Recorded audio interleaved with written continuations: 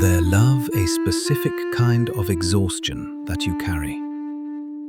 It is not physical tiredness, though your body often feels heavy. It is a spiritual fatigue. You have spent your entire life being the good one, the one who never needed to be told twice, the one who understood the assignment before it was even given. To the outside world, you are a portrait of competence and stability. You are the person everyone else relies on when the structure begins to crack. But in the quiet of your room, when the audience has left and the lights are dim, you feel hollow. Let me describe your reality. You have a terrifying suspicion that if you were to stop achieving, even for a moment, you would cease to exist. You feel that love is not a birthright, but a transaction, a salary paid in exchange for your perfection. You were likely the child who learned to read the temperature of a room the moment you walked in. You became hyper-vigilant to the micro-expressions of your parents, adjusting your personality to soothe their anxieties or to fulfill their unlived dreams. You became their therapist, their trophy, or their marriage counselor, long before you learned how to be a child. This is not just high-functioning anxiety, and this is certainly not arrogance. This is the curse of the golden child. Psychologically speaking, you are a victim of narcissistic extension. Your identity was hijacked early in development to serve as a mirror for someone else's ego. You learned that to be loved, you had to amputate the parts of yourself that were messy, needy, or human. You feel like an imposter, don't you? You are terrified that one day everyone will find out that the competent adult they see is actually just a frightened child wearing a costume of success. You are waiting for the other shoe to drop. If you are listening to this, and your chest feels tight because I have just described your secret life, then you are not alone. And more importantly, you are not broken. You are simply playing a role that was assigned to you without your consent. Let us deconstruct the script you have been forced to read.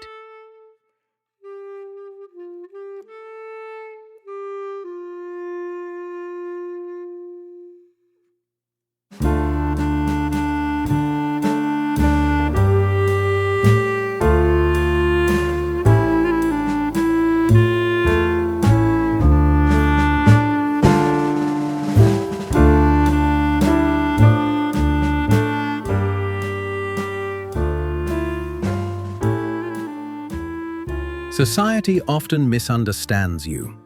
The modern world looks at your achievements, your perfectly curated life, and calls you lucky, or perhaps privileged. They see the golden child and assume your life has been easy.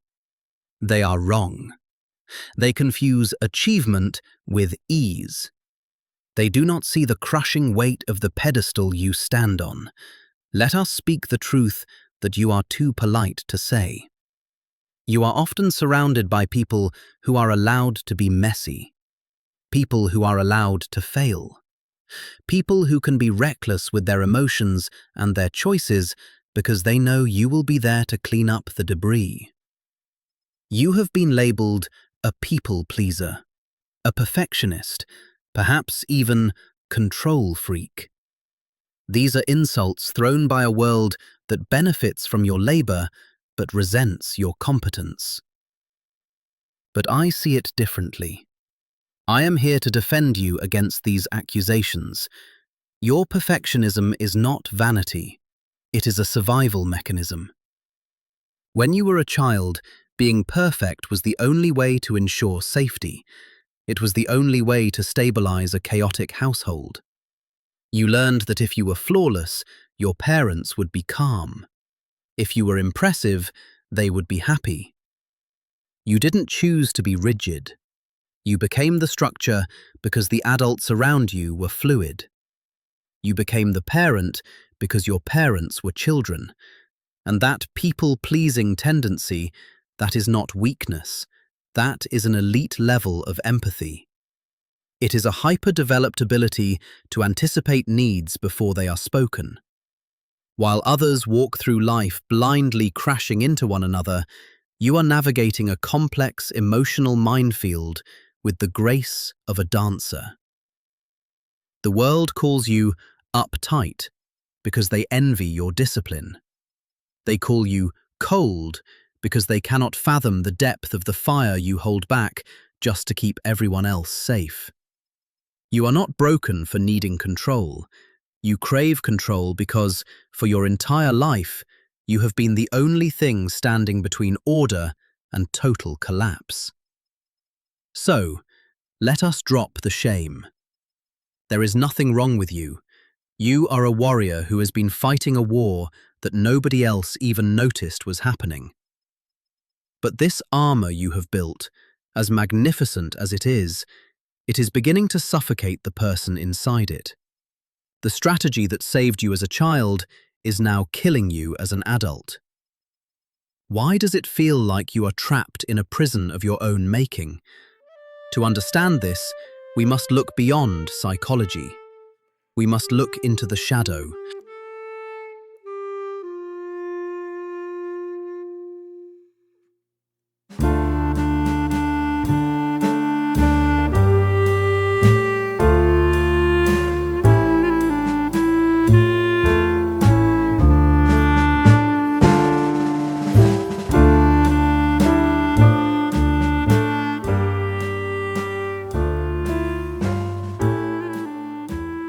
To understand why you feel this heaviness, we must leave the realm of modern psychology and enter the domain of the soul. We must look at the hidden variables of your existence. The Swiss psychiatrist Carl Jung proposed a terrifying concept. The greatest burden a child must bear is the unlived life of its parents. Consider this carefully. You, the golden child, were not merely raised, you were drafted. You were recruited to solve a metaphysical equation that your parents could not solve for themselves. Perhaps your father felt powerless in his career, so you were tasked with being powerful. Perhaps your mother felt invisible, so you were tasked with being undeniable. You became the vessel for their shadow. You are not just a person, you are a living, breathing compensation for their regrets. This is the hidden variable. You have been carrying a debt that does not belong to you. Your perfectionism is not a pursuit of excellence, it is a desperate attempt to pay off this ancestral loan. But here is where the philosophy of the Stoics and the alchemists offers us a path out. You are currently experiencing burnout, depression, a loss of direction. Modern medicine will tell you this is a disorder. Society will tell you to take a vacation. I tell you, this is necessary. In alchemy, the first stage of the magnum opus, the creation of the philosopher's stone, is called nigredo, or the blackening. It is the stage of decomposition. It is where the material must rot, break down, and turn black before it can be transformed into gold. Your current suffering is your nigredo. The golden child was a false construct. It was a mask fused to your skin. The pain you feel now, the exhaustion, the desire to hide, this is not your failure. This is your soul ripping the mask off. It hurts because the mask was glued tight, but the collapse is not the end. The collapse is the proof that your true self is finally demanding to be born. The Stoics speak of amor fati, the love of fate. This does not mean passively accepting abuse.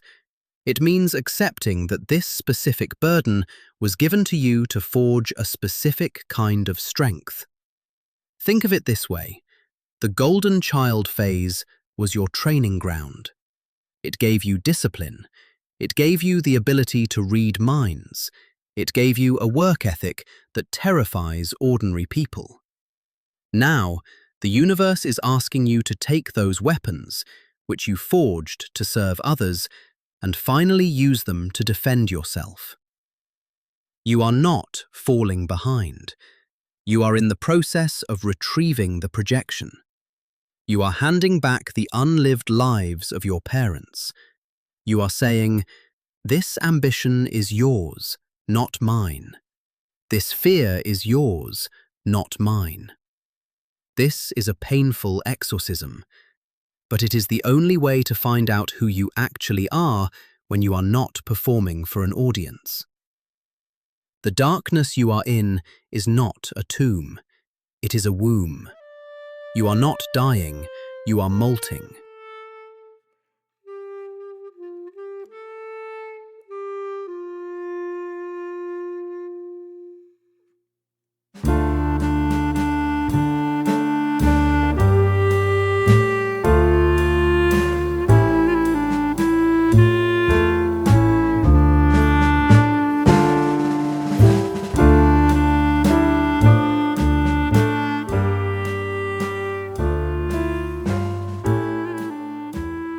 The mask of the golden child is heavy, and you have carried it far enough.